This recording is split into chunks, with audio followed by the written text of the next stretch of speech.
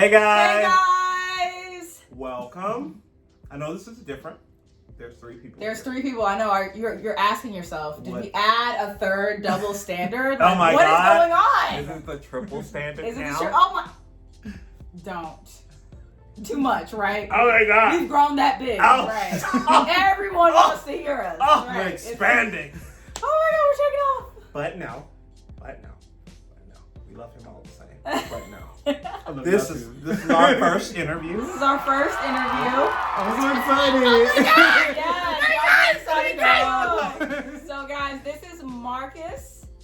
MJ Meyel. Yes, that's me. Let's show us. And he is an author, and he wrote, and I will put this so that you guys can see it closer, but he wrote a book called Southbound, and we are going to discuss this awesomeness and why you should buy this book and how important this is in society today, how you've never heard a story about this. We're going to break it down for you guys. And Marcus, go ahead and let us know a little bit about yourself. Okay. Thank you and welcome for coming. Thank y'all for having me. I'm so excited to be here. Welcome. Like I sincerely mean. Well, my name is MJ Meyel, aka Marcus. I'm from Montgomery, Alabama. Shortly after college, I went to Atlanta, was there for 7 years, and I've been in Birmingham ever since. Okay. And writing is just my passion. I love to do it on my free time. I love to do it because I call it my geek. I just read and write books. I'm just obsessed with it, and here I am. Yeah, that's awesome. Very cool. So, tell us a little bit about like some books that inspired you before. Like, how did you know that you wanted to get into writing? Sure, I don't mind telling the story. I love it. Back in 2006, it shows my age, but Corinne Steffens released Confessions of a Video Vixen. Okay. And it was a New York Times bestseller. Radio DJs, TV anchors, everyone was talking about this book. Yes, it was like a movement. Yes. And I finally said, let me go read it. I bought it, got my copy, and I literally read it and was like, my life is 5 times more interesting than this. Yeah. Okay. And that's really how I felt. I was like, it's nothing to her. Yeah. I love her. I still have that copy of that book today because it motivated me. And literally like, I was like, okay, she just telling her hotels, but I have those. Hey. I have. We all got All of us. Everybody got those. You got your hotel. Gotta have your hotel. Yeah. This is a plug for the Spotify. Check out the Couch is. Talk. Definitely check out the Couch Paul's Talk. story coming soon. It is. Just a little plug. Okay. Yeah, so I was like, okay. Everyone's so shocked and appalled because she dropped names. But I was like, back then, it was like 2006, so maybe I was out of high school for maybe like 2 years. And I knew then, from 2004, me graduating in 2006, I was like, I can write a novel just as good or better than this. So it always been that thought process in my mind. But back then, the publishing industry was different. Okay. Getting a deal was like 1 out of 1 million. And if you self-publish, they wanted you to buy like huge boxes of books, and they want you to spend $4,000 on it and sell it yourself. Right. You do it on the street. We didn't really have Amazon like that, so it was really like you gotta hustle. You have to hustle, yes. And I'm 19, I'm 20, I'm fresh out of high school. I don't really have $4,000. Yeah. I don't know how I'm gonna sell all these books because realistically, a lot of people don't read. That's so true. it was a dream deferred. So honestly, when COVID came, it motivated me to say, you know what, Marcus, you don't have any excuses. No one's doing anything. Go for it. And I did. Sir. Yes, Right. sir. That's what we was telling y'all. COVID. Get your bag. That's what I'm Exactly. saying. Right now is the prime time to go ahead and flourish. Just saying. Just live your dreams. Just Why saying. not? Yeah. So Why? why this story? Like, let us know why this story. Why this story? Honestly, because there was a movie that came out called Love, Simon.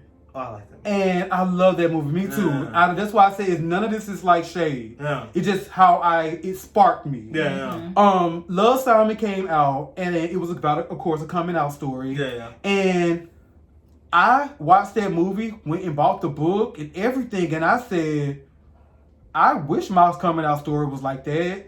I wish that the people that I knew around me, their story is really nothing like this.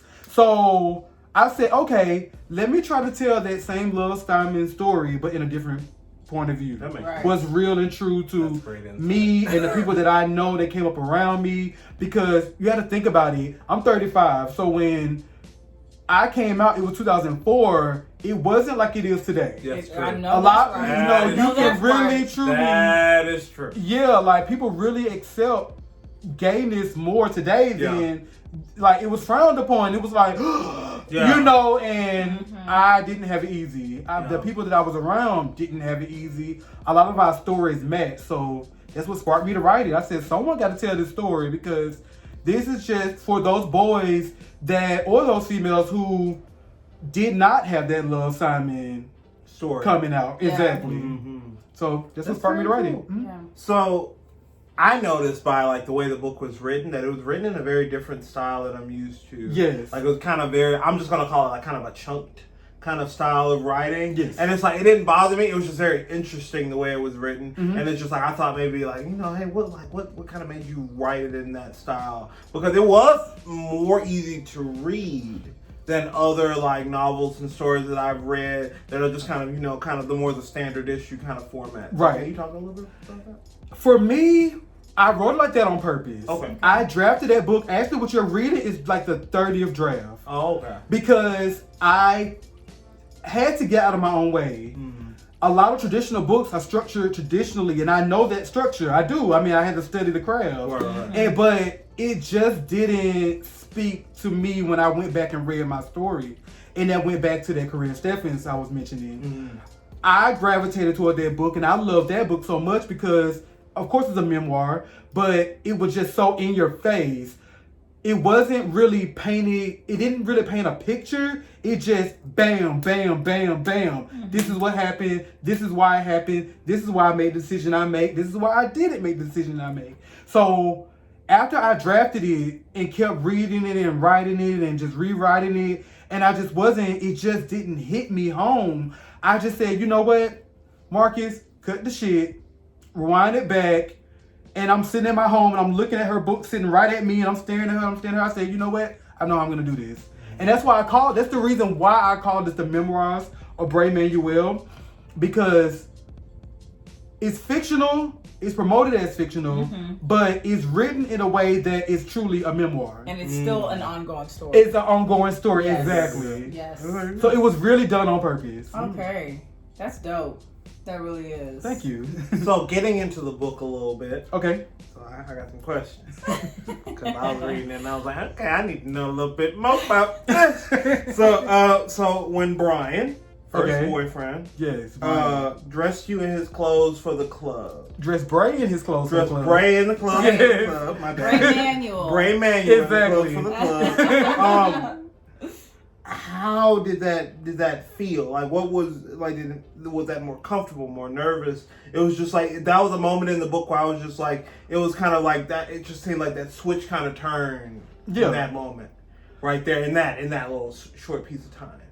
And I'm so happy to talk about this because with that situation, it was a very important part of the book that it's a short part, but it's such a major part of the book because that's how a lot of boys come out. Yes. They meet their first boyfriend who's older than them, that been around the block, they know how to get, navigate through different scenarios, different settings. And Bray was a deer in headlights. He never been around gay people. He never been around a public setting. So Brian truly crafted him to be his protege, his apprentice. Right. Yeah, so it's very important because I've met and I still meet today so many boys who I see, and this is my boyfriend who's older. It's like it's mirrored. Yeah. And it was very important that I had to say it because he really shaped Bray to preparing him.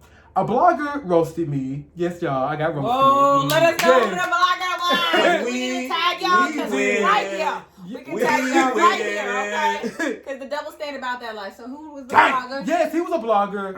And he basically roasted me because I put that being gay is a lifestyle.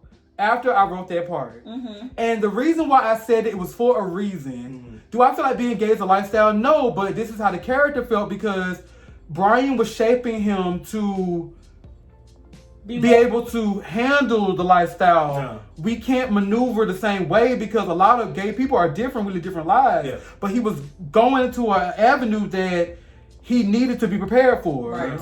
And it's like, and when I say lifestyle, I don't mean it to degrade the gay lifestyle or anything else. Yeah.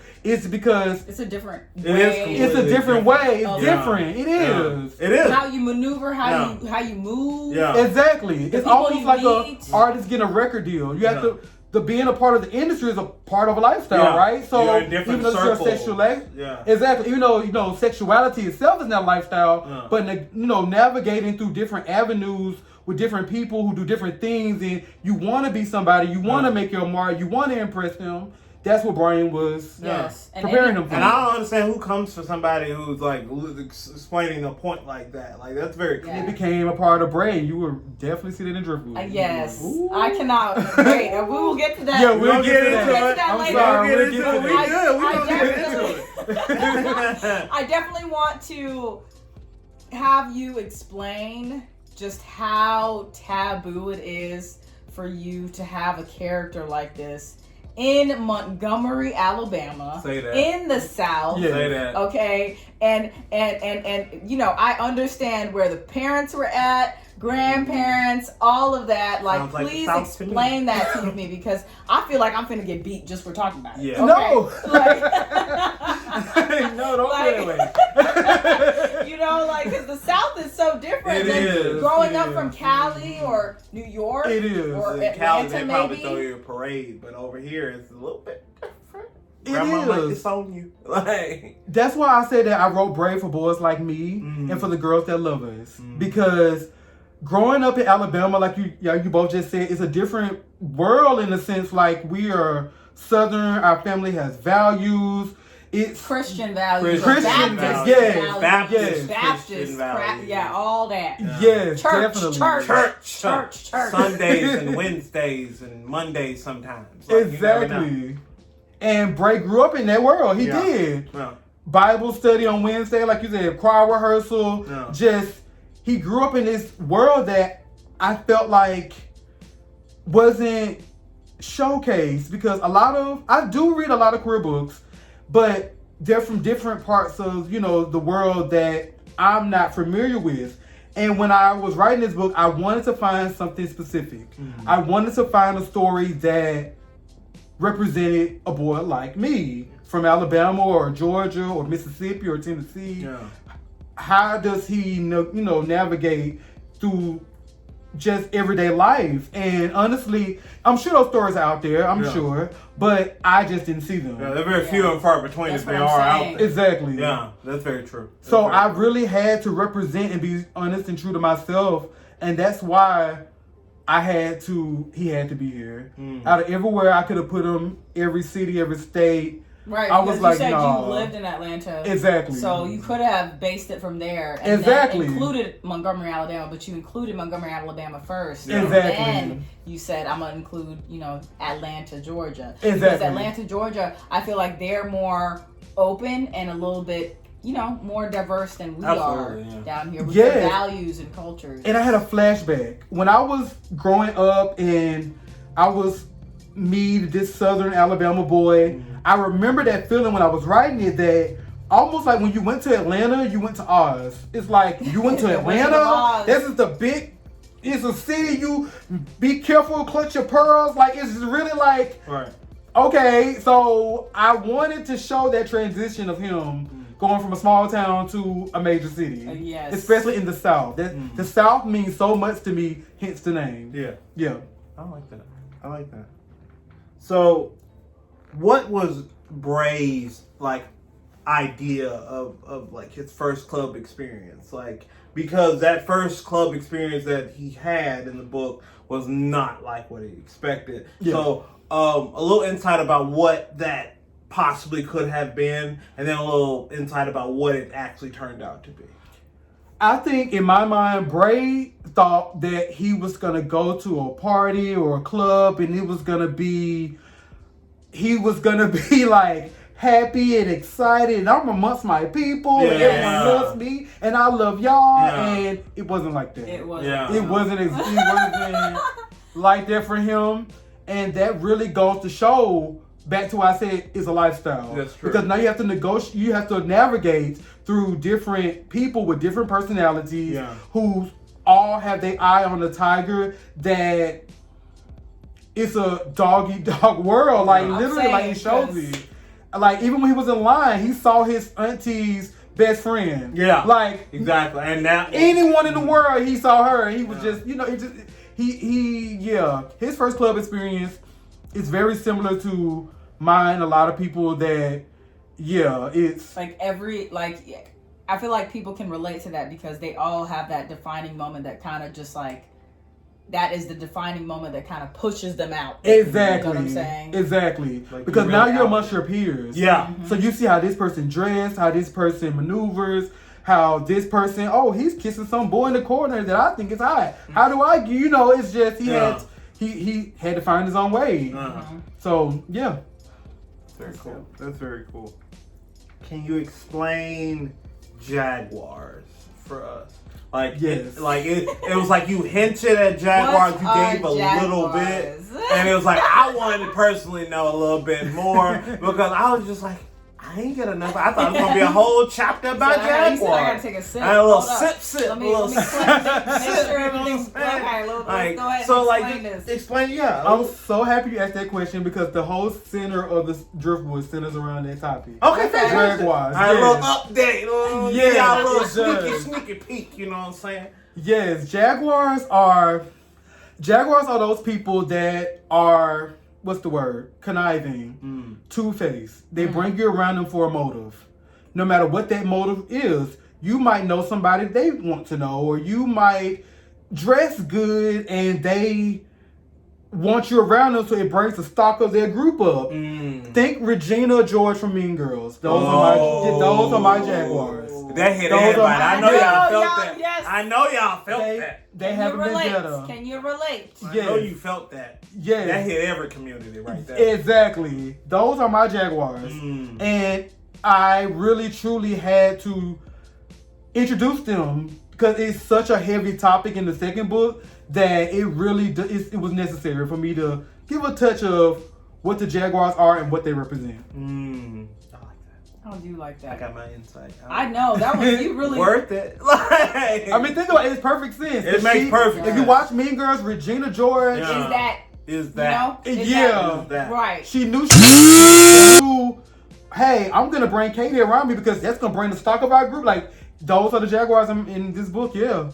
Because my thing is, as a straight male reading this book, I learned a lot because I have like LGBTQ family members as well as like siblings. Yeah. So for me as a straight male who this is not my experience, this is not something that I wake up and live with and stuff. So it's just like more information for me is always better than no information because these are my siblings, these are my family members. I do not care, and I'm gonna love them regardless. So it's like more information is better for me. Right. Yeah. Like I might be saying something off the cuff that's not cool. And they don't want to tell me because, hey, it's cuz, we love cuz, you just don't know. But I want to know. Like, I'm being disrespectful. That's a good way to highlight because, again, we go back to the South, and we go back to the South, and we go to black families. Exactly. And we go back to how taboo it is, and how most, depending on where you live, you grew up in some rural area, or you grew up with some sort of church or something like that, and having someone who was bi or who was gay was just,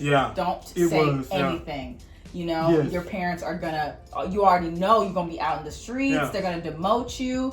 So that right there is something that this book highlights, and I really, really, really highly recommend that you guys read this book. You need to read this book because y'all are gonna be able to relate to this. Because for real, it's for everybody. It's not just for the community, and it's not. It's for everybody. I feel like because I learned some stuff from this. Yes, I learned some stuff just period point blank about like me. Because period point blank as straight men, as straight women, whatever. like everybody has that moment of awkwardness where you're coming They into do. your community, coming into your your skin. skin Yeah. as a person. You know, you're like, guys are so eager to lose their V card, whether you gay, straight, lesbian, bi. Like everybody's eager to be out there, be amongst their people, be, you know, actually feel comfortable in their skin and stuff. And feel important. And feel important. Yes. And it's just like, and especially like, I feel like, in the book, Bray had a lot of problems when it came down to like trust. When it came down to like, there was a lot of trust breaking, and there's a lot of like betrayal left and right. And it's just like you sitting there like, okay, well, who can you trust? You know. And I feel like everybody has felt that way.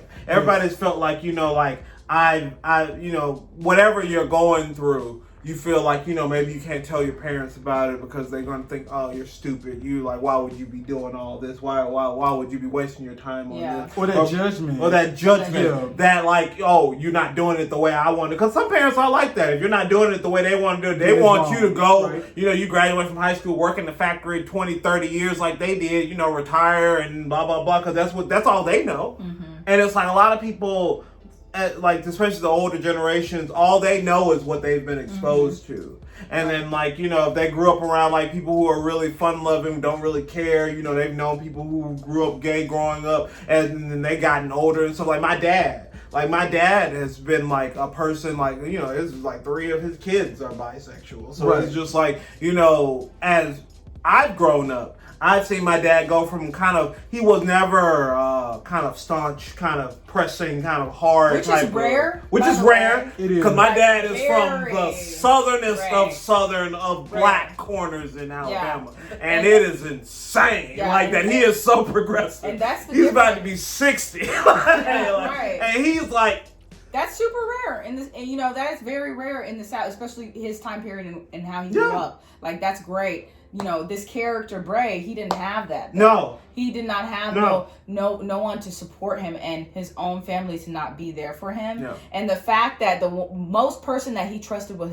his mother. Yes. And his mother, like that was the first sign of betrayal. Yeah. And she threw him completely under the bus. Under the bus. I'm saying. Yes. Okay, can you talk a little bit more about that? Because I know that part right there, from me being in college and talking to people who've come out, that is the one story that I know relates across the board. Yes. Is the fact that the mother, especially for men, the mother's usually the comfort. The mother's usually the person who's going to be like, all right, I accept you for what you are. Whatever. We'll just keep it between us. We don't have to worry about this thing. But that's the thing. She felt that way. Yeah. But then I wrote it where Bray put her in an uncompromised situation. Right. Because he was lying about where he was going. Right. So it was almost like, okay, you're not honest and truthful, so There was a mistrust already. Exactly. And you know, mamas, they know. Like They know. You might think your mama don't know, but she knows. She knows. Yes. They pick up on everything. They do. Intuition is real. Yes. Yeah. Yeah. So I think that she really, truly didn't mean to throw him under the bus. Yeah. She just felt like she was explaining herself or explaining him, or this is the reason why he's acting like this. And now he's lying about it, so let me try to clear it up.